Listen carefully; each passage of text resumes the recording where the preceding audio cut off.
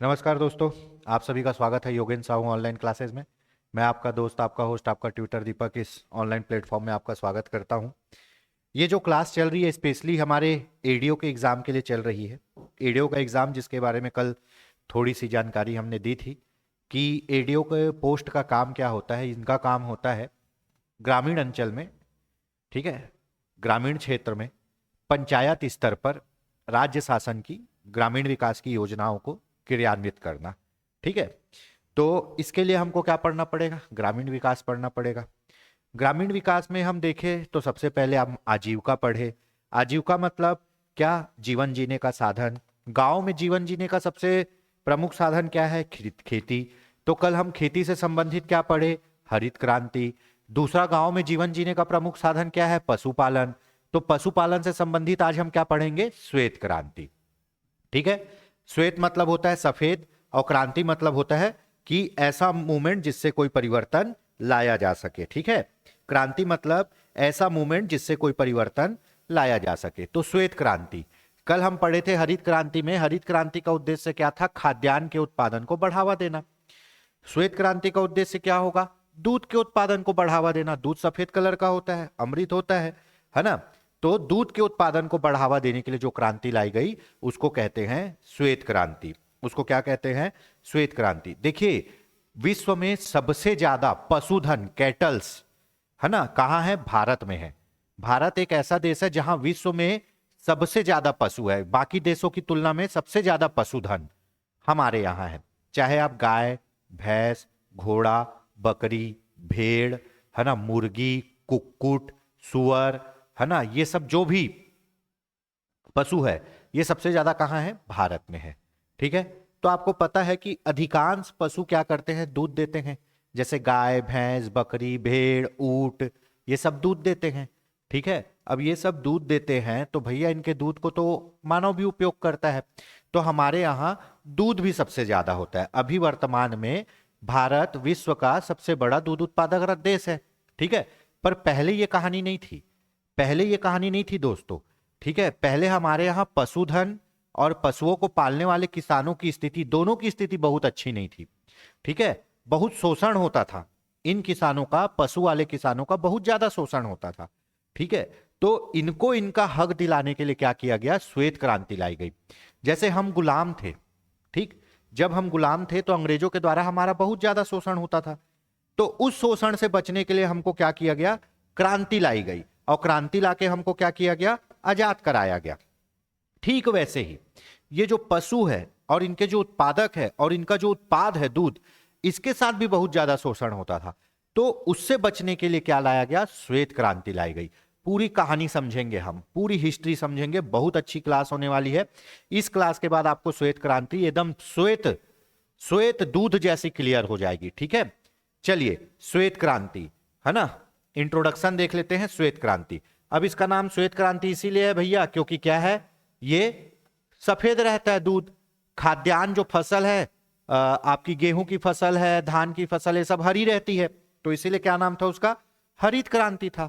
ठीक है, तो जैसा कलर और जैसा प्रोडक्ट रहता है उस हिसाब से उसका नाम रहता है। जैसे गोल क्रांति, आलू गोल होता है इसीलिए उसको गोल क्रांति में लिया जाता है ना। रजत क्रांति, है ना, सिल्वर, अंडा क्या होता है? रजत होता है, इसीलिए रजत क्रांति किसके लिए है? आपके अंडे उत्पादन के लिए है। ठीक, लाल क्रांति, लाल क्रांति, लाल रंग किसका होता है? टमाटर का और मांस का, इसीलिए उसके लिए लाल क्रांति है। ठीक है, तो ये श्वेत क्रांति। श्वेत क्रांति किस चीज से संबंधित है? दूध उत्पादन से। किससे? दूध उत्पादन से। सरल शब्दों में दूध उत्पादन से जो संबंधित है वो क्या है? श्वेत क्रांति। इसका नाम क्या है? Operation flood. ये नाम आपको याद रखना है। ऑपरेशन फ्लड या धवल क्रांति, है ना, या श्वेत क्रांति, ये तीनों एक ही चीज है। इसका अन्य नाम है, ये हमेशा पूछता है। ऑपरेशन फ्लड किससे संबंधित है? ऑपरेशन फ्लड संबंधित है दूध उत्पादन से, जिसको कहते हैं हम श्वेत क्रांति। धवल मतलब होता है उजला, उजला मतलब सफेद।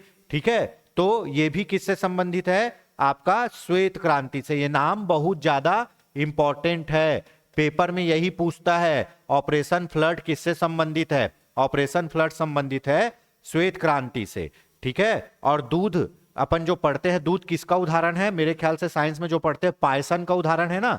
ठीक, ये प्रारंभ कब हुआ दोस्तों, 1970 के में प्रारंभ हुआ। कब प्रारंभ हुआ श्वेत क्रांति आपका, 1970 में प्रारंभ हुआ। कैसे प्रारंभ हुआ इसकी पूरी कहानी देखेंगे कि ये ओवरव्यू डिजाइन कर रहे हैं हम लोग। इसका उद्देश्य क्या था श्वेत क्रांति का, दूध उत्पादन में वृद्धि करना। ठीक है, इसका मुख्य उद्देश्य क्या था, दूध उत्पादन में वृद्धि करना और क्या, पशुपालक जो है उनकी स्थिति को भी बेहतर बनाना। ठीक, तो इसका मुख्य था क्या, दूध उत्पादन में वृद्धि करना। इसके जनक कौन है दोस्तों, जनक है वर्गीस कुरियन। इसके जनक कौन है, वर्गीस कुरियन। ये आप उनकी फोटो देख सकते हो। ठीक है, ये एक एंग्लो इंडियन थे, इसको the milk man of India भी कहा जाता है। वर्गीस कुरियन को क्या कहा जाता है, the milk man of India, है ना। तो यहां देखिए श्वेत क्रांति संबंध किससे है, दूध से। दूध का रंग सफेद होता है, क्रांति बोल रहे हैं मतलब दूध का उत्पादन बढ़ाएगा। तो इसका उद्देश्य क्या है, दूध के उत्पादन को बढ़ाना। कब चालू हुआ दोस्तों, 1970 में चालू हुआ। इसका अन्य नाम क्या है, ऑपरेशन फ्लड और धवल क्रांति, है ना। अब कौन चालू किया है, कौन चालू किया है जी, इसके क्रांतिकारी कौन थे, इस क्रांति को लाने वाले क्रांतिकारी कौन थे, इस क्रांति को लाने वाले क्रांतिकारी वर्गीस कुरियन थे। कौन थे, वर्गीस कुरियन। और इस क्रांति को लाने के पीछे जो आइडिया था, उस आइडिया का नाम क्या है, billion litre idea. Billion litre idea. ठीक है, यह भी पूछा जा सकता है कि श्वेत क्रांति को लाने के लिए जो आइडिया था वो किसका था, वो तो था वर्गीस कुरियन का। और वो आइडिया कौन सा था, बिलियन लीटर आइडिया। क्या, बिलियन लीटर आइडिया। ठीक है, बिलियन लीटर आइडिया। ठीक, तो बिलियन लीटर आइडिया के तहत क्या लाया गया, श्वेत क्रांति लाया गया, ऑपरेशन फ्लड लाया गया।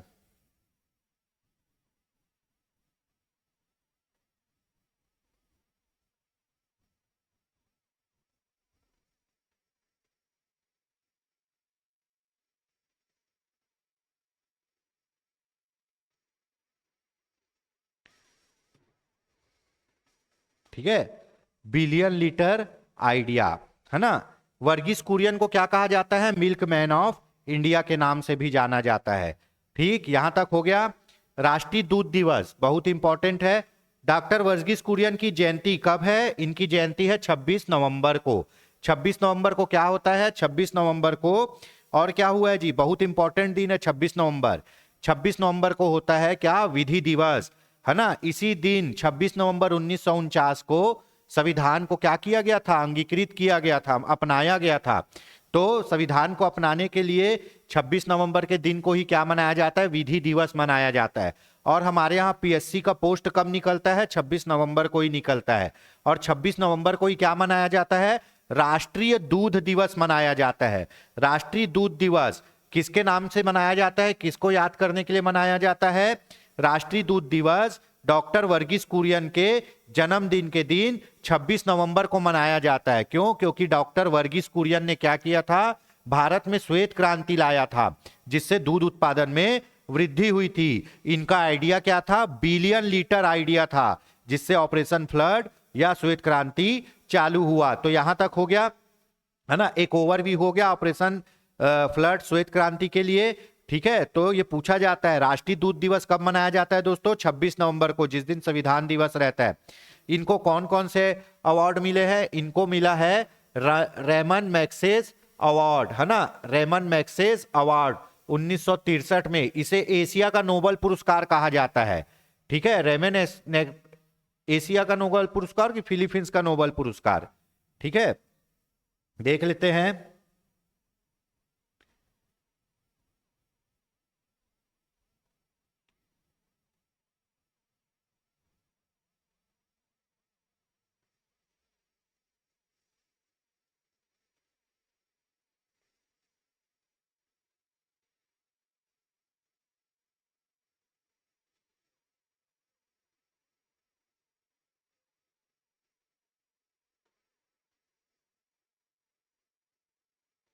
एशिया का नोबेल पुरस्कार दिया जाता है, एशिया का नोबेल पुरस्कार।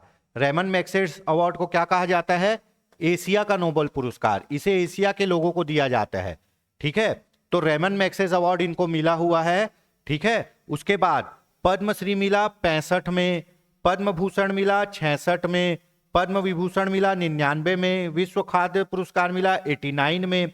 ठीक है, तो आप मैं कल भी बताया था हमारे यहाँ नागरिक पुरस्कार मिलते हैं, है ना, नागरिक पुरस्कार, भारत में नागरिक पुरस्कार दिए जाते हैं। ठीक है, सबसे बड़ा क्या होता है, भारत रत्न। ठीक है, भारत रत्न के नीचे क्या होता है ना, पद्म विभूषण, क्या, पद्म विभूषण, और उसके बाद क्या होता है तीसरा, पद्म भूषण। ठीक है, फिर उसके बाद चौथा क्या होता है, पद्मश्री। ठीक है, तो ये नागरिक पुरस्कार हैं, सबसे छोटा पद्मश्री, फिर पद्म भूषण, फिर पद्म विभूषण, फिर भारत रत्न।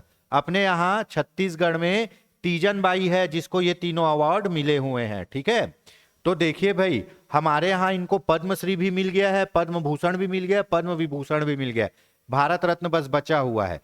ठीक है, और इनको विश्व खाद्य पुरस्कार भी मिला है, और एशिया का नोबेल पुरस्कार कहे जाने वाले रेमन मैग्सेस अवार्ड भी इनको मिला है। ठीक है, तो ये हो गया वर्गीस कुरियन की बात। इनके जन्मदिन के दिन क्या मनाया जाता है, राष्ट्रीय दूध दिवस 26 नवंबर को। दूध उत्पादन के लिए जो आइडिया लाया था उसको बिलियन लीटर आइडिया कहते हैं।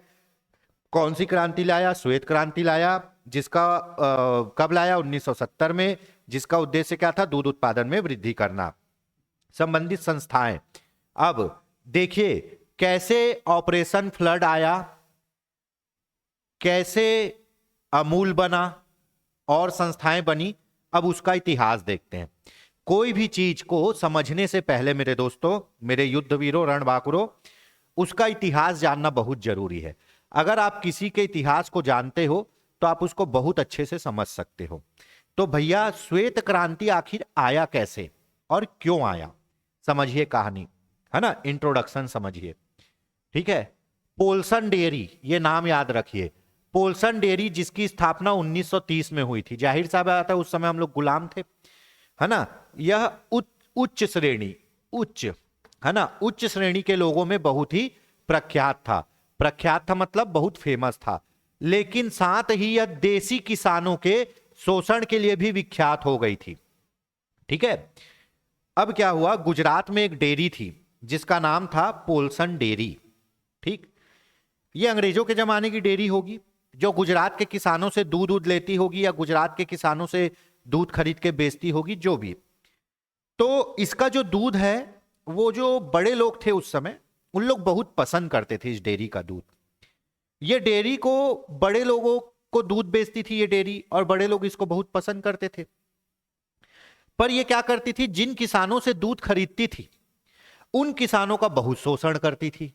मतलब किसानों से एकदम सस्ते भाव में खरीद के ऊंचे लोगों को महंगे भाव में बेचना, और किसानों को तो मतलब इतना कम मूल्य देना कि उनकी लागत ना निकले, है ना। तो किसानों का शोषण कर रही थी ये। ठीक है, तो भैया इसका दूध अच्छा था को नो डाउट, है ना, ये उच्च लोगों में बहुत विख्यात थी, नो डाउट। लेकिन ये क्या गलत काम कर रही थी, ये देसी किसानों का शोषण कर रही थी। ठीक है, उस समय राष्ट्रीय नेता सरदार पटेल ने कुछ किसानों के साथ इस डेयरी के खिलाफ नॉन कोऑपरेशन आंदोलन भी किया था। ये जो पोल्सन डेयरी है ये किसानों का इतना शोषण कर रही थी कि इसके खिलाफ एक असहयोग आंदोलन बोल सकते हो, नॉन कोऑपरेशन आंदोलन सरदार वल्लभ भाई पटेल ने चलाया। ठीक है, कि पोल्सन डेयरी वालों देसी किसानों का शोषण मत करो, इसके लिए क्या चलाया, आंदोलन चलाया। अब इस आंदोलन के परिणाम स्वरूप 14 दिसंबर 1946 को क्या बनाया गया, अमूल इंडिया की स्थापना की गई। इसकी शुरुआत केवल 247 लीटर दूध से की हुई थी, और वर्तमान में अमूल हर दिन 2,60,00,000 लीटर दूध एकत्र करता है। देखिए भाई, कहां 247 लीटर दूध 46 में जब इसकी स्थापना हुई, और आज अमूल प्रतिदिन 2,60,00,000 लीटर दूध एकत्रित करता है। अमूल क्या करता है पता है, अमूल जो संस्था है, जो आप जिसका दूध लेते हो, अमूल पैकेट वाला, वो किसानों से दूध को खरीदता है। जो भी पशुपालक किसान है उससे सबसे दूध को खरीदता है। फिर उस दूध को क्या करता है, पैकेट बना के बेचता है। ठीक है, तो क्या होता है, किसानों का दूध तो बिक गया है ना, और इसके बदले किसानों को क्या मिलता है, अच्छा रकम भी मिल जाता है। आपको पता है दूध एक ऐसी चीज है जिसको ज्यादा दिन नहीं रखा जा सकता। आज आप धान काटे, आपका धान अगर 5 साल भी नहीं बीतेगा बिकेगा तो आपका धान खराब नहीं होगा। ठीक है, आपका चावल अगर 5 साल भी नहीं बिकेगा तो आपका चावल खराब नहीं होगा। लेकिन दूध को तो 2 दिन भी नहीं रख सकते। उस समय तो फ्रीज व्रीज भी नहीं होता था, अब तो सब सुविधा हो गई। उस समय तो कोई कूलिंग सेंटर नहीं है ना, कोई बीएनसी नहीं, कोई फ्रीज नहीं, कुछ नहीं होता था। तो किसान का अगर दूध नहीं बिकता था ना पुराने समय में, तो या तो किसान दूध को बहा देता था या पशुओं को वापस पिला देता था। पर भाई पशुओं को चारा खिला रहा है, उसका पैसा तो लग रहा है, पशु दूध भी दे रही है, दूध बिक नहीं रहा है, तो किसान के पास कहां से पैसा आएगा। और किसान कितना दूर चले जाएगा दूध को बेचने, साइकिल गाड़ी में बॉम्बे तो नहीं जा सकता ना, दिल्ली तो नहीं जा सकता ना। तो भैया अमूल क्या करता है, किसानों के पास जाता है। अमूल के हर इलाके में कलेक्टिंग सेंटर है ना, जहां पे किसान अपना दूध लाके छोड़ते हैं। अमूल वाला उस दूध को टेस्ट करता है, पूरा मशीन में चेक करता है और दूध को लेके चले जाता है। उसके बदले वो किसान को क्या दे देता है, पैसा दे देता है। ठीक है, तो कैसे अमूल दूध खरीदता है भाई, अमूल किसानों से दूध को खरीदता है कलेक्टिंग सेंटर के द्वारा, और उस दूध को अपने प्लांट में ले जाके प्रोसेस करके क्या करता है, पैकेट बना के बेचता है। तब इससे ये क्या हुआ, किसानों का दूध बिकना आसान हो गया। अमूल खुद आ रहा है उसके घर में, तो इससे अब किसानों का दूध बिकता है। किसान जो दूध उत्पादन करते हैं वो दूध बिकता है और किसानों को क्या होता है, लाभ होता है। नहीं तो पहले के जमाने में ना फ्रीज होता था ना ये सब होता था, तो किसान के यहां जब बहुत ज्यादा दूध होता था तो या तो दूध उसको बहाना पड़ेगा या पशुओं को वापस पिलाना पड़ेगा। ठीक है, तो ये देखो अमूल जब चालू हुआ तो कितना लीटर दूध खरीदता था एक दिन में, पहले 247 लीटर बस खरीदता था, है ना, 2 गांव से 247 लीटर। अभी लगभग 18,000 गांव से, कितने गांव से, 18,000 गांव, 18,000 गांव से अमूल कितना दूध खरीदता है दोस्तों, 2,60,00,000 लीटर दूध खरीदता है। और उसको क्या करता है, अपना पैकेट बना के बेचता है। दूध बेचता है, आइसक्रीम बेचता है, क्रीम बेचता है, बटर बेचता है, घी बेचता है, मलाई बेचता है, छाछ बेचता है, दही बेचता है, जितने दूध के बाई प्रोडक्ट होते हैं सब बेचता है अमूल। ठीक है, तो अमूल की स्थापना कैसे हुई, पालसन डेयरी वाले क्या करते थे, है ना, गुजरात के किसानों का, गांव के किसानों का क्या करते थे, शोषण करते थे। उनके दूध को खरीदते थे सस्ते दामों में और पैसा नहीं देते थे मान लो। तो सरदार वल्लभ भाई पटेल ने इसके खिलाफ आंदोलन भी किया और आंदोलन के फलस्वरूप 14 दिसंबर 1946 को एक फैक्ट्री बनाई, एक संस्था बनाई, जिसका नाम क्या था, अमूल था। इसका पूरा फुल फॉर्म अभी पढ़ेंगे, जिसका नाम क्या था, अमूल था। और जब अमूल चालू हुआ तो कितना लीटर दूध खरीदता था, 247 लीटर। वर्तमान में 2,60,00,000 लीटर लगभग आज के डेट में एवरेज ये एक दिन में दूध खरीदता है। अब अमूल की क्या हुई, अमूल की स्थापना हुई, है ना, 14 दिसंबर 1946। और ये क्या है, एक सहकारी संस्था है। क्या है ये, सहकारी संस्था है, कोऑपरेटिव सोसाइटी है। सहकारी मतलब 2-3 लोग मिलके चला रहे हैं, या पूरे गांव वाले मिलके चला रहे हैं और सरकार मिलके चला रही है ना। प्राइवेट में एक प्राइवेट आदमी होता है जो चलाता है, सरकारी में एक सरकारी होता है। और जब ये मान लो, और जब प्राइवेट और मतलब गांव के लोग और सरकार मिलके चला रहे हैं तो वो एक सहकारी संस्था है। ठीक है, तो ये एक सहकारी संस्था है। क्या, अमूल। अमूल का फुल फॉर्म है आनंद या आनंद मिल्क यूनियन लिमिटेड। ये आनंद क्या है, ये है गुजरात का एक गांव। क्या है, एक गुजरात का गांव है। और इस गांव के नाम पे इसका क्या हुआ है, नामकरण हुआ है ना। अब जैसे अगर यही भिलाई में होता, है ना, भिलाई में होता तो क्या होता, बिमूल होता, है ना, भिलाई मिल्क यूनियन लिमिटेड। अब ये आनंद में है, आनंद में है तो इसका नाम क्या है, आनंद मिल्क यूनियन लिमिटेड, है ना, आनंद मिल्क यूनियन लिमिटेड, AMUL, इसी को बोलते हैं अमूल। और अमूल का अगर आप संस्कृत से हिंदी में आओगे, उसका अर्थ होता है क्या? मूल्यवान, जिसका कोई मूल्य ना हो, है ना। तो भैया दोनों तरफ से नाम सार्थक हो गया अमूल। तो अमूल जिनको नहीं पता था, तो ये अपने दिमाग से धारणा निकाल दो कि अमूल किसी आदमी का नाम है। अमूल आदमी का नाम नहीं है, एक सहकारी संस्था का नाम है ना। और इसका नाम पड़ा है गुजरात के गांव आनंद से, जिसका नाम है फुल फॉर्म आनंद मिल्क यूनियन लिमिटेड। गुजरात में ना गिर नस्ल की गाय पाई जाती है, गुजरात में गिर नस्ल की गाय पाई जाती है। और ये गिर गाय क्या होती है? बड़ी बड़ी कान और बड़े बड़े सींग वाले होते हैं और बहुत दूध देते हैं, ठीक है। जैसे जर्सी गाय है, साहिवाल गाय है, गिर गाय है, एचएफ गाय है, इन लोग बहुत दूध देते हैं, ठीक है। इन लोग 10-10, 12-12 लीटर दूध देते हैं एक एक दिन में, तो वहां दूध का उत्पादन ज्यादा होता है। हमारे यहां कौन सी सुरही गैया पाई जाती, जिसको हम लोग देसी गैया बोलते हैं, इन लोग एक दिन में 3 से 4 लीटर मुश्किल दूध देते हैं, इसीलिए हमारे यहां उत्पादन कम होता है दूध का, वहां पे ज्यादा होता है।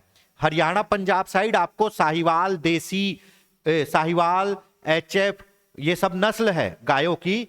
गिर, है ना, कानपुरिया, ये सब गाय अलग नस्ल की होती, ज्यादा दूध देती है, तो वहां दूध का उत्पादन भी ज्यादा होता है, ठीक है। तो वहां पे दूध के बेचने के लिए एक सहकारी संस्था बनाई गई, जिसका नाम रखा गया अमूल। कब बनाया गया? ये 14 दिसंबर 1946 को। किस टाइप की संस्था है? सहकारी संस्था है, पूरे गांव वाले मिलके चलाते हैं, ठीक है। अमूल का फुल फॉर्म है आनंद मिल्क यूनियन लिमिटेड। इसमें आनंद क्या है? गुजरात का एक गांव है जहां पे अमूल बना है, ठीक है। चलिए यहां तक हो गया, ठीक। अमूल के संबंध में आ गया समझ में।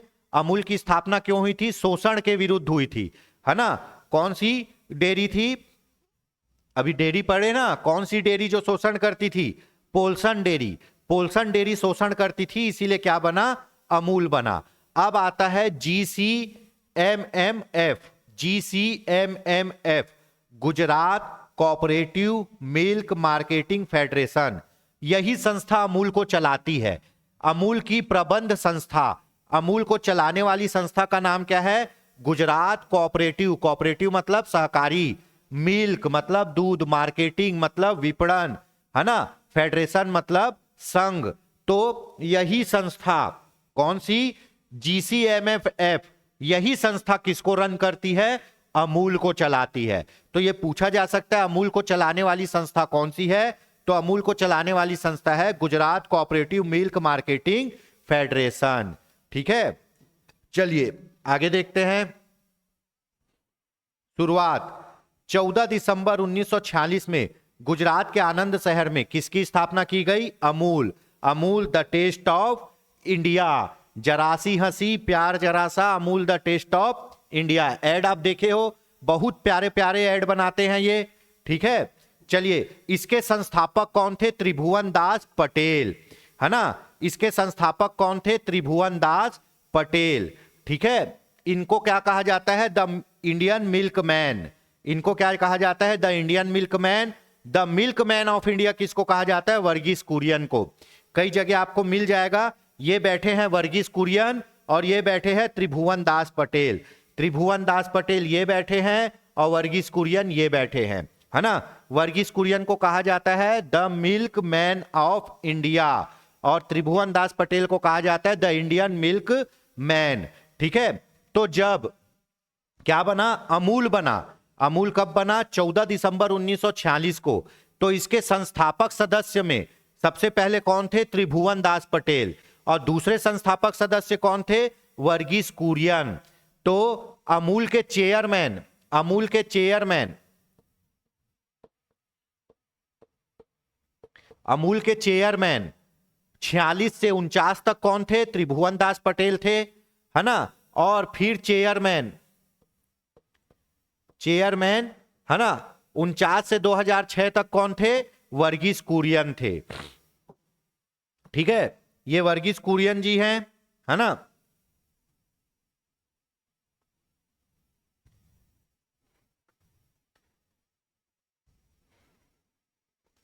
ठीक, ये वर्गीस कुरियन जी हैं, ये त्रिभुवन दास पटेल हैं, त्रिभुवन दास पटेल थे 46 से 49 तक अमूल के चेयरमैन, जब बना तब वर्गीस कुरियन जी थे 49 से 2006 तक अमूल के चेयरमैन। ठीक है, ये अमूल का लोगो आप देखे हो, Amul the taste of India Anand milk union limited. ठीक, तो अमूल की स्थापना पाल्सन डेयरी के विरुद्ध हुई थी, पाल्सन डेयरी के शोषण के विरुद्ध हुई थी। कब? 14 दिसंबर 1946 में गुजरात के आनंद शहर में। स्थापना कौन किए थे? त्रिभुवन दास पटेल। उनके सहयोगी कौन थे? वर्गीस कुरियन। तो पहले 3 साल त्रिभुवन दास पटेल अध्यक्ष थे, 2006 तक कौन थे? वर्गीस कुरियन। अमूल ने भारत में श्वेत क्रांति की नींव रखी, जिसे भारत संसार का सर्वाधिक दूध उत्पादक देश बन गया। अभी श्वेत क्रांति चालू नहीं हुआ है, अभी श्वेत क्रांति का एक प्रोफार्मा डिजाइन कर रहा है, और वो प्रोफार्मा कौन डिजाइन कर रहा है? वो प्रोफार्मा डिजाइन कर रहा है अमूल। अमूल गुजरात के आनंद शहर में एक क्रांति लाया है जो अभी फैला नहीं है।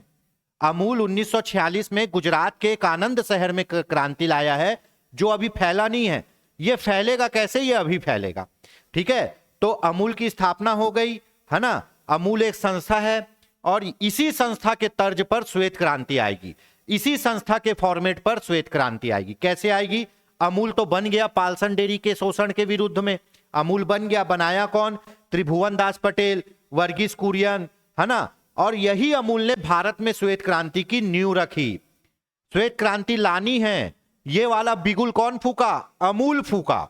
ठीक है, क्योंकि उसका जो सिस्टम था, जो काम करने की प्रणाली थी, जो कोऑपरेटिव संस्था बनाया अमूल ने, जो कोऑपरेटिव संस्था बनाया अमूल ने, उसी से श्वेत क्रांति आएगी। देखिए कैसे अमूल के श्वेत क्रांति से ही भारत आज वर्तमान में विश्व का सबसे बड़ा दूध उत्पादक देश अगर पूछेगा तो वो कौन है? भारत है। आप सोच लो, प्रतिदिन 2 करोड़ 60 लाख लीटर केवल अमूल खरीदता है। अमूल जैसे और 50 डेयरी हैं, थोड़ी छोटी होगी उससे, और 50 डेयरी है, वो कितना दूध खरीदती होगी? हमारे यहां वचन डेयरी है, हमारे यहां देवभोग है, हमारे यहां अमूल है, गाया है, ऐसे बहुत से डेयरी हैं जो दूध खरीदते हैं, पैकेट बनाते हैं और बेचते हैं। ठीक है, अमूल ने भारत में श्वेत क्रांति की नींव रखी, जिससे भारत संसार का सर्वाधिक दूध उत्पादक देश बन गया। और भारत क्या है? विश्व का सबसे बड़ा पशुधन, पशुधन मतलब पशु वाला देश, पशुधन वाला देश भी है। हमारे यहां दूध भी सबसे ज्यादा होता है और हमारे यहां सबसे ज्यादा जानवर भी है। ठीक है, अब श्वेत क्रांति को चलाने वाले, या श्वेत क्रांति आई तो उसके लिए कौन कौन सी संस्था बनी, तो उसको देख लेते हैं। पहला तो अमूल बन गई, अमूल का पढ़ लिए। अब दूसरा बना क्या? नेशनल डेयरी रिसर्च इंस्टीट्यूट, है ना। भैया अगर आपको उत्पादन बढ़ाना है तो आपको रिसर्च करना पड़ेगा ना कि कहां पे कमी है, क्यों दूध ज्यादा नहीं हो रहा है, क्यों जानवर की तबीयत खराब हो रही है, उसका रिसर्च करना है ना। तो ये रिसर्च करने के लिए एक इंस्टीट्यूट बनाया गया जिसको बोला नेशनल डेयरी रिसर्च इंस्टीट्यूट। ये रेलवे और के एग्जाम में बहुत पूछता है। नेशनल डेयरी रिसर्च इंस्टीट्यूट कहाँ है? करनाल हरियाणा में है। कहाँ है ये? करनाल हरियाणा में। 1955 में बना है। ठीक है, ये क्या करता है? डेयरी के लिए रिसर्च करता है, कैसे और अच्छा काम किया जा सके। ठीक है, जैसे हमारे यहाँ डीआरडीओ है ना, डीआरडीओ है। ठीक है, ये भी क्या करता है? रिसर्च करता है। किस पे? हथियारों पे, लाइफ सपोर्टिंग सिस्टम पे, कि कैसे और अच्छी चीजें बनाई जा सके। तो डेयरी के रिसर्च करने के लिए एक संस्था बनी है, नेशनल डेयरी रिसर्च इंस्टीट्यूट। इसका मुख्यालय है करनाल हरियाणा में, 55 में बनी है। दूसरा तीसरा जो सबसे मोस्ट इंपॉर्टेंट संस्था है, नेशनल डेयरी डेवलपमेंट बोर्ड बनाया गया। क्या बनाया गया? नेशनल डेयरी डेवलपमेंट बोर्ड बनाया गया। एक बोर्ड बनाया गया जिसका नाम था नेशनल डेयरी डेवलपमेंट बोर्ड। कब बनाया गया? 1965 में गुजरात के आनंद शहर में। 1965 में गुजरात के आनंद शहर में। संस्थापक अध्यक्ष इसमें किसको बनाया गया? वर्गीस कुरियन को। संस्थापक अध्यक्ष इसमें किसको बनाया गया? वर्गीस कुरियन को। डॉक्टर वर्गीस कुरियन के अमूल मॉडल को पूरे भारत में लागू करने के लिए प्रधानमंत्री लाल बहादुर शास्त्री द्वारा NDDB बनाया गया, है ना। हमारे भारत के प्रधानमंत्री 1900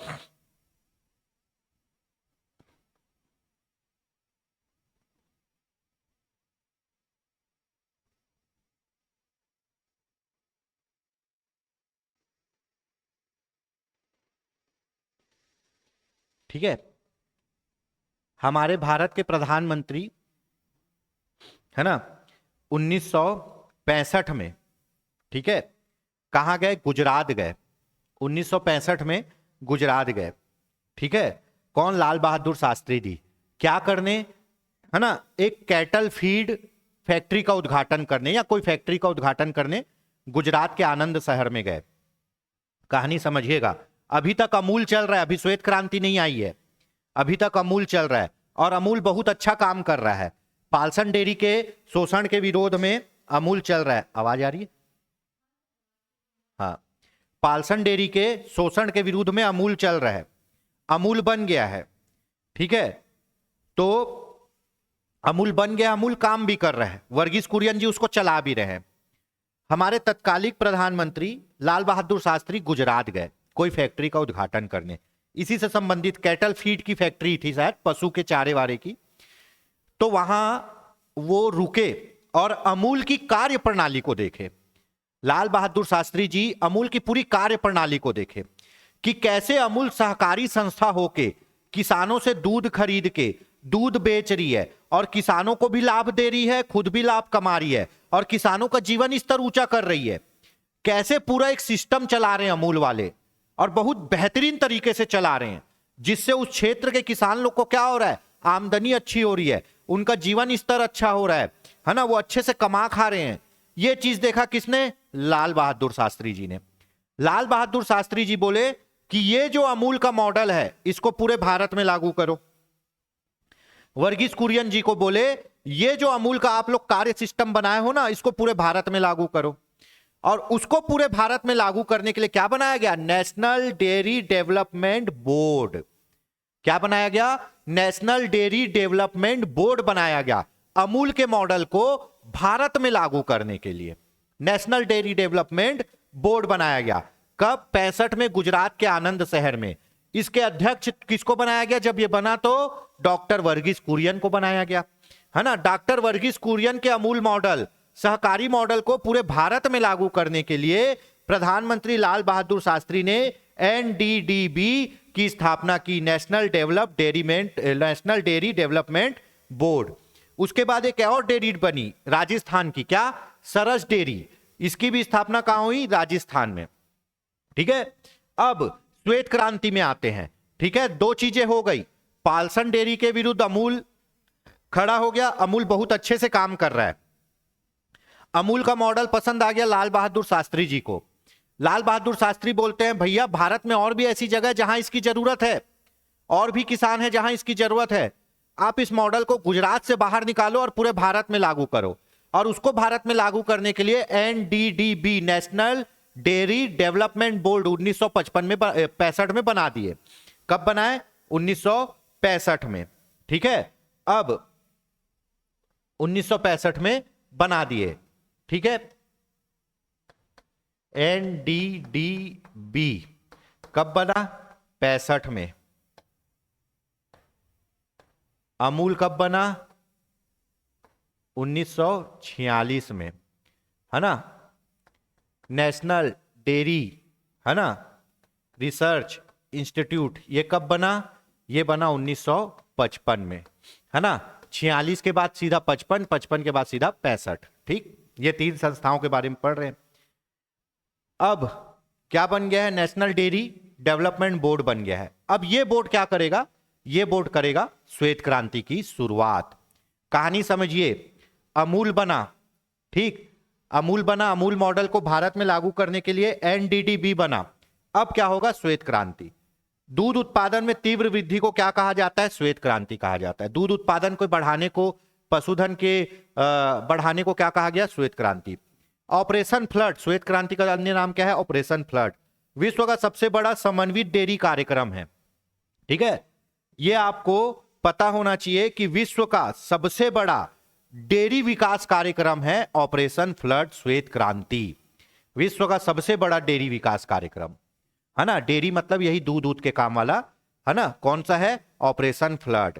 ठीक है, अगला देखिए, अगला क्या है? श्वेत क्रांति के परिणाम स्वरूप भारत विश्व का सबसे बड़ा दूध उत्पादक देश बना है। ये थोड़ा सा ओवरव्यू बन रहा है अभी श्वेत क्रांति का। अब देखिए श्वेत क्रांति कैसे चालू होती है। ठीक है, अमूल बन गया है, एनडीडीबी बन गया है, अब एनडीडीबी श्वेत क्रांति लाएगा। कहानी सुनिए। वर्ल्ड बैंक के अध्यक्ष 1969 में भारत दर्शन पर आए थे।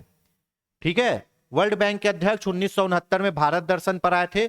तब डॉक्टर कुरियन ने कहा था, आप मुझे धन दीजिए, फिर उस धन के बारे में भूल जाइए, है ना। मतलब ये लोन मांग रहे थे, किससे? वर्ल्ड बैंक से। वर्ल्ड बैंक क्या करता है? बहुत कम ब्याज दर पर बहुत सस्ता ऋण देता है लंबे समय के लिए। किसको? विकासशील देशों को। ठीक है, ऐसे ही एशियाई विकास बैंक देता है। ठीक है, एशियाई विकास बैंक को उदार ऋण की खिड़की कहते हैं। ये विकासशील देशों को बहुत कम ब्याज दर पर ऋण देता है लंबे समय के लिए। तो वर्ल्ड बैंक में तो 4-5 संस्था है, वर्ल्ड बैंक के अंदर 4-5 संस्थाएं आती है। तो वर्ल्ड बैंक के अध्यक्ष को बोला कि मेरे को ऋण दे दो, मैं ये प्रोग्राम को चलाऊंगा पूरे भारत में। किसको? श्वेत क्रांति को। उसका डेमो कहां हो चुका था? गुजरात के आनंद में, अमूल में कर लिए थे डेमो। उस डेमो को कहां लागू करना है? पूरे भारत में। भारत में लागू करने के लिए पैसा चाहिए। पैसा किससे मांगे? वर्ल्ड बैंक से। ठीक है, वर्ल्ड बैंक से पैसा मांगे और बोले, क्या बोले? आप मुझे धन दे दो और उस धन को भूल जाओ। कुछ दिन बाद वर्ल्ड बैंक ने डॉक्टर कुरियन के ऋण को स्वीकृति दे दी। जो ऋण मांगे थे उसको स्वीकृति मिल गई। इस ऋण के रकम से क्या चलाया गया? ऑपरेशन फ्लड या श्वेत क्रांति। जो वर्ल्ड बैंक ने कर्जा दिया उससे अमूल मॉडल को बड़ा करके चलाया गया और उस बड़े मॉडल का नाम रखा गया ऑपरेशन फ्लड या श्वेत क्रांति। ठीक है, बार बार बोल रहा हूं, पाल्सन डेयरी के शोषण के विरुद्ध अमूल बना। अमूल का मॉडल लाल बहादुर शास्त्री को अच्छा लगा। उन्होंने NDDB, national dairy development board बनाया। उसके अध्यक्ष बनाए वर्गीस कुरियन को। वर्गीस कुरियन ने वर्ल्ड बैंक से लोन लिया और उस अमूल मॉडल को पूरे भारत में लागू किया और उस मॉडल का नाम पड़ा श्वेत क्रांति। ये है पूरी क्रोनोलॉजी। ठीक है, श्वेत क्रांति प्रारंभ किया। श्वेत क्रांति को सार्थक सिद्ध बनाने के लिए 1965 में स्थापित राष्ट्रीय डेयरी विकास बोर्ड के सहयोग से 1970 में ऑपरेशन फ्लड कार्यक्रम शुरू किया गया। यह कार्यक्रम भारत में 3 चरणों में चला। अपने यहां श्वेत क्रांति कितने चरणों में चला है? 3 चरणों में। यही चीज मैं बताया कि नेशनल डेवलपमेंट डेयरी बोर्ड ने 1970 में क्या चालू किया? आपका श्वेत क्रांति। 1969 में अपन क्या मांगे? कर्जा मांगे। कर्जा मिल गया 1 साल में। 1970 में नेशनल डेयरी डेवलपमेंट बोर्ड के अध्यक्ष कौन? वर्गीस कुरियन ने वर्ल्ड बैंक से लोन लेके वो जो बड़ा मॉडल चालू किया उसी को कहा गया क्या? श्वेत क्रांति। श्वेत क्रांति कौन चलाया उस समय? नेशनल डेयरी डेवलपमेंट बोर्ड चलाया। ठीक है ना। श्वेत क्रांति सार्थक सिद्ध बनाने के लिए 65 में स्थापित क्या? राष्ट्रीय डेयरी विकास board, national dairy development board ने 1970 में वर्ल्ड बैंक से कर्जा लेके, अध्यक्ष कौन थे? वर्गीस कुरियन थे। जो आपका दूध उत्पादन का क्या किया? कार्यक्रम चलाया, उसको बोला गया ऑपरेशन फ्लड या श्वेत क्रांति। ये भारत में 3 चरणों पे चला है। ठीक है, इसके उद्देश्य क्या हैं? श्वेत क्रांति के उद्देश्य क्या थे? भारत में दूध उत्पादन में वृद्धि करना। सबसे पहला उद्देश्य कि हमारे यहाँ इतने पशुधन है तो भी हमारे यहाँ ज्यादा दूध नहीं हो रहा है। क्यों ज्यादा दूध नहीं हो रहा है? उसमें दूध बढ़ाने के लिए, दूध उत्पादन में वृद्धि करने के लिए श्वेत क्रांति चलाया गया। ग्रामीण क्षेत्रों में दूध उत्पादन के माध्यम से रोजगार और आय के साधन उपलब्ध कराना। पहले क्या होता था? गांव वाले लोग शहर नहीं आते थे दूध बेचने। गांव में कितनी ही जनसंख्या दूध खरीद लेगी बताइए ना। गांव में तो हर घर में गाय है ना, और शहर में पशु रखने का जगह नहीं है, तो यहाँ पे गाय भैंस कम है और यहाँ के लोगों को दूध की जरूरत ज्यादा है। तो गांव के लोग कितने शहर जा जाके दूध बेचेंगे बताइए, आप ही सोचिए। मुश्किल है ना हर शहर में जाके दूध बेचना। तो गांव के लोगों से दूध को लेके शहर में लाके बेचा जाता है, यह सहकारी संस्थाओं के द्वारा। ठीक है, तो यही काम करना था। गांव में दूध उत्पादन को रोजगार बनाना था और आय के साधन उपलब्ध कराना था। दूध उत्पादकों को उचित मूल्य दिलाने और उन्हें संगठित बाजार से जोड़ना। गांव में इतना दूध होता है कि वहां 20 रुपए 30 रुपए लीटर से ज्यादा दूध बिक ही नहीं पाता, जबकि उससे ज्यादा पशुओं को पालने का खर्चा आ जाता है। गांव वाले के लिए पॉसिबल नहीं है कि वो शहर आके दूध बेचे। तो गांव वालों के दूध को ये जो सहकारी संस्था है, अमूल जैसी सहकारी संस्था है, वो गांव से खरीद के लाती है गाड़ी में। उन लोग को 40 रुपए में खरीदेगी, यहां 50 रुपए में बेचेगी। वो भी फायदे में कमाएंगे, ये भी फायदे में कमाएंगे। तो गांव वालों को दूध का उचित मूल्य दिलाने या पशुपालकों को दूध का उचित मूल्य दिलाने के लिए इसको चालू किया गया। देश की शहरी आबादी को सस्ती और पोषक दूध उपलब्ध कराना। अब गांव में अत्यधिक दूध है, इसीलिए गांव में दूध का रेट नहीं मिल रहा है। शहर में दूध की कमी है, इसीलिए शहर में दूध का रेट जबरदस्ती बढ़ा के रखा हुआ है। जिसके पास दूध है वो जबरदस्ती दूध का रेट बढ़ा के रखा हुआ है। तो भैया उन लोगों के दूध को महंगा करना है, गांव वाले के, शहर वाले के दूध को सस्ता करना है। तो गांव वाले के दूध को उठा के कहां बेचो? शहर में बेचो।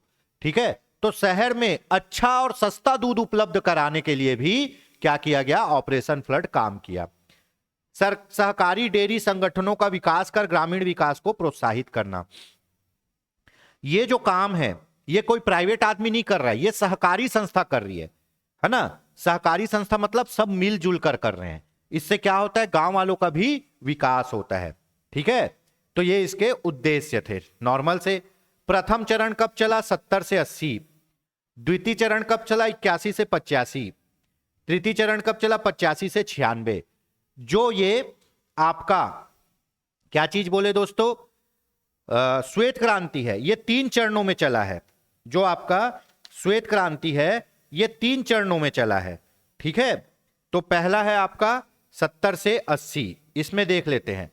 कार्यक्रम के आरंभिक चरण में भारत के केवल 4 महानगरों को लिया गया था। ये इंपॉर्टेंट है। कितने? 4 महानगर, दिल्ली, मुंबई, कलकत्ता और चेन्नई। दिल्ली, मुंबई, कलकत्ता और चेन्नई में भारत के 4 महानगर तो आपको पता है ना। ठीक है, दिल्ली, मुंबई, कलकत्ता और चेन्नई, ये बड़े बड़े शहर थे। तो यहां पे ताजा दूध व्यापार का वर्चस्व बिठाने के लिए, क्योंकि दूध का उत्पादन होता था गांव में और उन लोग शहर में नहीं आ पाते थे, तो सबसे पहले बड़े बड़े महानगरों में दूध को बेचने के लिए सहकारी संस्था बनी, है ना। ये सहकारी संस्था आसपास के गांव से दूध खरीद के ये महानगर में बेचने के लिए जाती थी, दिल्ली, मुंबई, कलकत्ता और चेन्नई में। यह चरण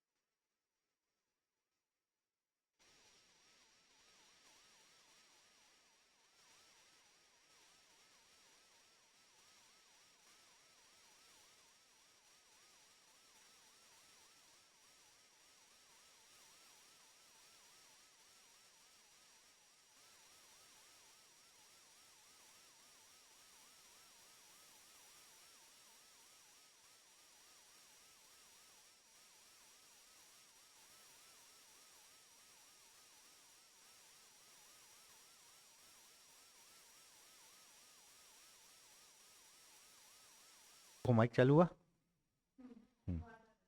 ठीक है ना। तो इसको कहा? 4 महानगरों में, है ना, दिल्ली, मुंबई, कलकत्ता और चेन्नई में क्या किया गया? लागू किया गया पहले चरण में। ठीक है, यह चरण आगामी कार्यक्रम क्रियान्वयन के लिए रूपरेखा तैयार किया।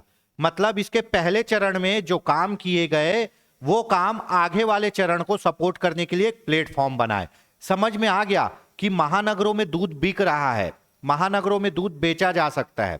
ठीक है, उसके बाद इस चरण के दौरान 1974 में विश्व बैंक की सहायता से एक कार्यक्रम चालू किया गया जिसको बोलते हैं एकीकृत पशु एवं डेयरी विकास योजना। यह पूछा जाता है पहले चरण में कौन सी योजना चालू की गई?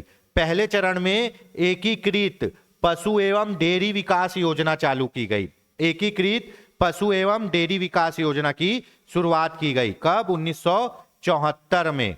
ठीक है, और ये कौन कौन से राज्य में चालू हुआ? मध्य प्रदेश, कर्नाटक और राजस्थान। आप देखोगे भारत के नक्शे में, है ना, भारत के नक्शे में, ठीक है, भारत के नक्शे में, है ना, पश्चिम क्षेत्र में, ठीक है, उत्तर, दक्षिण, पूरब, पश्चिम, ये जो श्वेत क्रांति है अधिकांश पश्चिमी क्षेत्रों में ही सक्सेस हुई।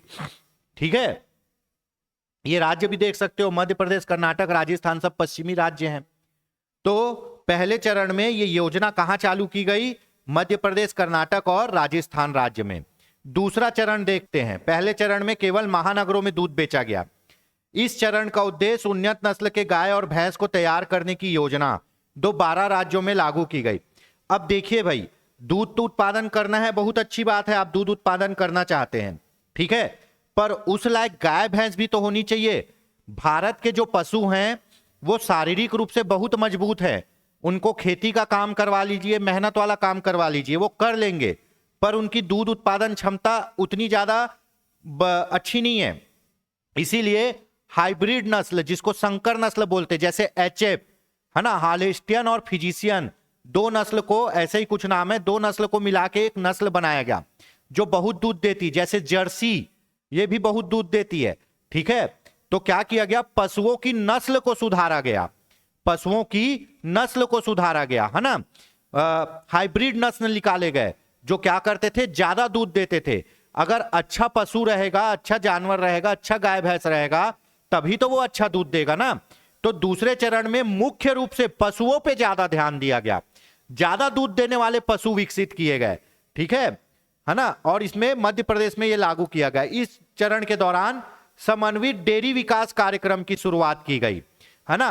पहले चरण में एकीकृत पशु एवं डेयरी विकास योजना लाई गई, दूसरे में समन्वित डेयरी विकास कार्यक्रम लाया गया। दो अलग अलग योजना है, ठीक है, पहले में एकीकृत पशु एवं डेयरी विकास योजना और दूसरे में समन्वित डेयरी विकास योजना लाई गई।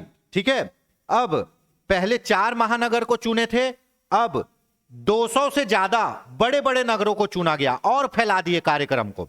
सबसे पहले 4 महानगर में देखे, बोले ये तो सक्सेस है, तो जो आजू बाजू के छोटे छोटे नगर हैं वहां भी, आजू बाजू के जो छोटे छोटे नगर हैं वहां भी इसको लागू किया गया, 200 शहरों को जोड़ा गया। इस चरण में 1 लाख से अधिक आबादी वाले जितने भी शहर हैं वहां दूध की बिक्री के लिए भेजा गया। वो सहकारी संस्था आसपास के गांव से दूध खरीदती थी और 1 लाख से अधिक आबादी वाले नगरों में दूध को सप्लाई करना चालू किया और दूध बिकना चालू हुआ। ठीक है, दूध की आपूर्ति उपलब्ध उत्पादक सहकारी समितियों के चैनल प्रक्रिया के माध्यम से करने का प्रयास किया गया। पहले चरण में तो केवल 4 महानगरों में दूध को बेचा गया, खरीद के, किसानों से खरीद के 4 महानगरों में बेचा गया। दूसरे चरण में 1 लाख से अधिक जनसंख्या वाले 200 महानगरों में इसको बेचा गया, यह भी सक्सेस हो गया। चलिए तीसरा चरण, इस चरण का उद्देश्य ज्यादा से ज्यादा दूध उत्पादन और अतिरिक्त दूध को बाजार में बेचा जाए। यह दौर सहकारी समितियों को आत्मनिर्भर बनाने का दौर था, ठीक है, जिसके सफल बनाने के लिए कर्जा लिया गया। इस चरण में पशु नस्ल सुधार, उत्पादन में वृद्धि, सब काम किए गए। और अब तीसरे चरण में सबसे मेन बात क्या हुई? आपके पूरे भारत में लागू हो गया क्या? श्वेत क्रांति। श्वेत क्रांति पूरे भारत में कब लागू हुआ? तीसरे चरण में लागू हुआ। श्वेत क्रांति पूरे भारत में तीसरे चरण में लागू हुआ। 3 चरण समझिए मित्रों, दोस्तों 3 चरण को समझिए, बहुत आसान है ये, है ना, ज्यादा हाई है, अपने को करना नहीं है। पहला चरण 1970 में चालू हुआ, पायलट प्रोजेक्ट की तरह 4 महानगरों में दूध को बेचा गया, बिक गया, बढ़िया बात है ना। कौन सी योजना चालू की गई? एकीकृत। एक मतलब पहला, पहला मतलब एक, तो एकीकृत पशु डेयरी विकास, एकीकृत से याद रखना पहले चरण में, ठीक है। दूसरे चरण में मेन ध्यान दिया गया कि ऐसे जानवर, ऐसे पशु डेवलप किए जाए जो ज्यादा दूध दे और स्वस्थ रहे, जिससे किसानों को फायदा हो। अब एक किसान 5 गाय रख के 20 किलो दूध बस उत्पादन कर पा रहा है, 5 गाय को खिला रहा है, इससे अच्छा वो 3 गाय रख के 20 से 25 किलो दूध उत्पादन करे और उनको खिलाए, तो फायदा ज्यादा होगा ना। तो उन्नत नस्ल के जानवर को क्या किया गया, संकर नस्ल, हाइब्रिड नस्ल, उन्नत नस्ल के जानवर तैयार किए गए। और क्या किया गया, दूसरा योजना चलाया गया, कौन सा, इसमें समन्वित डेयरी विकास कार्यक्रम, है ना। इसमें 200 से अधिक शहरों में दूध को बेचा गया, 1 लाख से अधिक जनसंख्या वाले 200 से अधिक शहरों में बेचा गया। और तीसरे चरण में सब काम किया गया, दूध भी उत्पादन किया गया, पशुओं का नस्ल भी सुधारा गया और पूरे भारत में लागू कर दिया गया। कमियां क्या थी, है ना, श्वेत क्रांति के डीमेरिट्स क्या थे, श्वेत क्रांति की कमियां क्या थी, ठीक है, वो देख लेते हैं। ठीक, सहकारी समितियों के प्रबंध में भ्रष्टाचार, भ्रष्टाचार तो भारत के जड़ जड़ में है, ठीक है, भ्रष्टाचार तो भारत के जड़ जड़ में है, ठीक है। जो सहकारी समिति थे वहां भी भ्रष्टाचार व्याप्त था, ये एक कमी थी। दूध गुणवत्ता में सुधार की आवश्यकता थी, क्योंकि छोटे उत्पादक स्वच्छता मानकों को पूरी तरह से पालन नहीं कर पाते थे। अब होता क्या था, दूध निकालते समय सफाई भी रहना चाहिए, पशुओं को अच्छे से खिलाना पिलाना भी चाहिए, दूध में ज्यादा पानी भी नहीं मिलाना चाहिए, दूध की क्वालिटी भी अच्छी रहनी चाहिए। तो ये सब चीजों को मेंटेन करना एक चैलेंज था। ग्रामीण क्षेत्रों में आधारभूत ढांचे और संसाधनों की कमी से दूध संग्रहण और प्रसंस्करण में कठिनाइयां होती थी। ग्रामीण क्षेत्रों में दूध को रखने वाले फ्रिज नहीं होते थे और उसको प्रोसेस करने वाले यूनिट भी नहीं होते थे, तो दूध को गांव से शहर लाते लाते कई बार वो खराब हो जाता था, कई बार और कोई प्रॉब्लम आ जाता था। तो दूध जहां उत्पादन हो रहा है वहां पे स्टोर करने की कोई सुविधा नहीं थी, तो ये भी एक बहुत बड़ी कमी थी, ठीक है। अब मान लो आप बिलासपुर के एक गांव से दूध खरीद के भिलाई ला रहे हो, तो धूप में ला रहे हो टैंकर में, कितने देर दूध चल पाएगा, वो तो खराब हो गई ना। तो जहां पे गांव में ही दूध निकल रहा है वहीं पे उसको स्टोर करने की कोई व्यवस्था नहीं थी, तो ये एक कमी थी। कुछ क्षेत्रों में श्वेत क्रांति के लाभ समान रूप से नहीं पहुंच सके, जिससे कुछ हिस्सों में विकास असंतुलित रहा। अब देखिए, श्वेत क्रांति का जो लाभ है ना वो केवल और केवल पश्चिम भारत में मिला है, पश्चिम उत्तर भारत उत्तर पूर्वी उत्तर पश्चिमी भारत में ही ज्यादा रहा है, ठीक है, उत्तर पश्चिमी भारत में ही श्वेत क्रांति का लाभ ज्यादा रहा है, बाकी हिस्सों में नहीं रहा है। किसानों को प्रशिक्षण की कमी, जिसके कारण आधुनिक डेयरी प्रथाओं का प्रभावी कार्यान्वयन बाधित हुआ। यह समस्या आज भी है, यह समस्या आज भी है। हमारे जो गांव के पशुपालक है ना, वो हाईटेक तरीके से पशु का पालन नहीं करते हैं, वो वही पैरा खिलाएंगे, घास खिलाएंगे, तो उसमें कहां दूध देगा। आप बड़े बड़े डेयरी में जाना, जो पैसे वाले बड़े बड़े किसान लोग डेयरी बनाते हैं, उसमें पशुओं का अलग चारा खिलाते हैं, है ना, उसको नहलाने धुलाने साफ करने की अलग व्यवस्था रहती है, दूध निकालने का मशीन रहता है, चारा डालने का मशीन रहता है, सफाई करने का मशीन रहता है, प्रॉपर जानवरों को, पशुओं का इलाज होता है, उनको मिनरल मिक्सचर खिलाए जाते हैं, उनको अलग अलग पौष्टिक चीजें खिलाई जाती, पर गांव में ये नहीं होता है। तो हमारे यहाँ पशुपालन का प्रशिक्षण की बहुत कमी है, हमारे यहाँ आज भी पशुपालन हाईटेक तरीके से नहीं होता है, हमारे यहाँ पशुपालन के प्रशिक्षण की कमी है, जिसके कारण भी ये पूरी तरह से विकसित नहीं हो पाया। चलिए, पूर्वी राज्यों की तुलना में पश्चिम राज्यों में श्वेत क्रांति ज्यादा सफल रही। इसका सबसे बड़ा कारण यह है कि पश्चिम राज्यों में चाय ज्यादा पीते हैं, पश्चिम के राज्यों में चाय की खपत ज्यादा है, और चाय की खपत के लिए क्या है, दूध की जरूरत है। आप अधिकांश लोगों को देखना, ये बोलते सुने होंगे, हम लोग तो 1 ही किलो दूध लेते हैं चाय पीने के लिए, बस, और कोई काम नहीं है। तो पश्चिम के राज्यों में चाय ज्यादा चलती है, ठीक है, और पश्चिम के राज्यों में समतल भूमि ज्यादा है, जिससे यहां पशुपालन आसान हो जाता है, पशुओं के चारे आराम से मिल जाते हैं, और पश्चिम के राज्य आसानी से एक दूसरे से कनेक्टेड हैं। और वही पूर्वी राज्य जाओगे, भारत का जो पूर्वी राज्य है, 7 सिस्टर, पूरा पहाड़ी इलाका है, वहां रोड भी उतने कनेक्टिविटी नहीं है, रोड तो है लेकिन कनेक्टिविटी नहीं है, इसीलिए पूर्वी राज्यों में ज्यादा प्रचार प्रसार नहीं हुआ, ठीक है। तो पश्चिम राज्यों में प्रसार प्रसार होने का कारण था बड़े बड़े शहर एक दूसरे से कनेक्टेड है, जगह है, चारा उपलब्ध है, चाय की खपत है, पूर्वी राज्यों में नहीं है, ठीक है। उसके बाद अब जैसे दिल्ली, मुंबई, अहमदाबाद, जयपुर जैसे बड़े बाजार, ये सब एक दूसरे से कनेक्टेड हैं, इसीलिए यहां दूध की खपत ज्यादा है। चलिए, कृषि से संबंधित अन्य क्रांति कल भी पढ़े थे, आज भी देख लेते, रिवाइज हो जाएगा। नीली क्रांति, पानी नीला होता है, नीले पानी में मछली रहती है तो मत्स्य पालन। पीली क्रांति है ना, जो तिल होता है, सरसों होता है जिससे तेल निकलता है वो पीले कलर का होता है तो पीली क्रांति। आलू गोल होता है इसलिए गोल क्रांति। टमाटर और मांस लाल होते हैं इसलिए लाल क्रांति। उर्वरक भूरा होता है इसलिए भूरी क्रांति, उर्वरक और रसायन है ना। रजत सिल्वर क्रांति, अंडा और मुर्गी पालन के लिए। अंडा कब आएगा, मुर्गी अंडा देगी तभी तो आएगा ना, तो मुर्गी को पालना रहेगा तभी तो अंडा प्राप्त होगा। अंडा उत्पादन में भारत का राज्य आपका आंध्र प्रदेश है ना। गुलाबी, झींगा मछली गुलाबी होता है, गुलाबी क्रांति। सुनहरी क्रांति बागवानी और फल के लिए। बागवानी मतलब जो आप घर में क्या करते हो, छोटा गार्डन लगाते हो, उसके लिए बागवानी। हरा सोना क्रांति बांस। बादामी क्रांति मसाला उत्पादन के लिए है ना, मसाले का टोकरी केरल को कहा जाता है। स्वर्ण रेखा क्रांति जूट उत्पादन के लिए। जूट उत्पादन में पश्चिम बंगाल। जूट से क्या बनता है, बैग बनता है, बोरा बनता है ना। सेफ्रॉन मतलब केसर, केसर में कश्मीर। एक फूल में सिर्फ 3 केसर की लाइन मिलती है ना। एक फूल में सिर्फ तीन केसर मिलता है, इसलिए केसर इतना महंगा है। ऐसे फूल रहेगा, ठीक है, ऐसे फूल रहेगा, यहां पे पूरा वो रहेगा और ऐसे 3 ठोक केसर निकला रहेगा, बस 3 केसर। वर्तिकाग्र बोलते हैं ना जिसको, केसर वर्तिकाग्र से मिलता है मेरे ख्याल से। तो फूल में ये 3 केसर, 3 ऐसे लाइन मिलेगी, इसीलिए केसर बहुत महंगा रहता है। कहां, कश्मीर में। परामनी क्रांति भिंडी उत्पादन में। इंद्रधनुषी क्रांति, सभी क्रांतियों का समावेश। तो दोस्तों ये आज का था हमारा श्वेत क्रांति।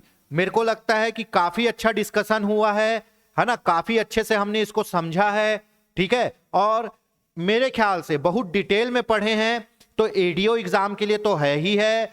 बाकी जो आपके इकोनॉमिक्स का पोर्शन है, ज्योग्राफी का पोर्शन है, उसमें भी ये काम आएगा आपका श्वेत क्रांति, ठीक है। एक ओवरव्यू 2 मिनट में मैं खत्म कर देता हूं इसको बता के। क्या था, पालसेन डेयरी था, शोषण कर रहा था, आंदोलन हुआ, 14 दिसंबर 1946 को अमूल बन गया। अमूल बन गया। अमूल के फॉर्मेट को लागू करने के लिए क्या बनाया गया, NDDB, national dairy development board. National dairy development का बोर्ड किसको अध्यक्ष किसको बनाया गया, वर्गीस कुरियन को। वर्गीस कुरियन ने क्या किया, लोन लिया वर्ल्ड बैंक से और वर्ल्ड बैंक से लोन लेके 1970 में क्या किया, श्वेत क्रांति। अमूल के मॉडल को पूरे भारत में लागू किया। अमूल के मॉडल को पूरे भारत में लागू किया और पूरे भारत में लागू करने के लिए 3 चरण चलाए। पहले चरण में 4 महानगरों में लागू किया, दूसरे चरण में पशुओं का विकास किया गया और 200 शहर में, तीसरे चरण में पूरे भारत में लागू किया, ठीक है। तो दोस्तों ये था हमारा श्वेत क्रांति, ठीक है। यह आज की हमारी दूसरी क्लास थी। आगे की क्लास होगी कल। जय हिंद, जय भारत, जय छत्तीसगढ़। इसी तरह योगेंद्र साहू ऑनलाइन क्लासेस के साथ बने रहिए। यकीन मानिए हम साथ मिलकर कुछ अच्छा करेंगे। जय हिंद।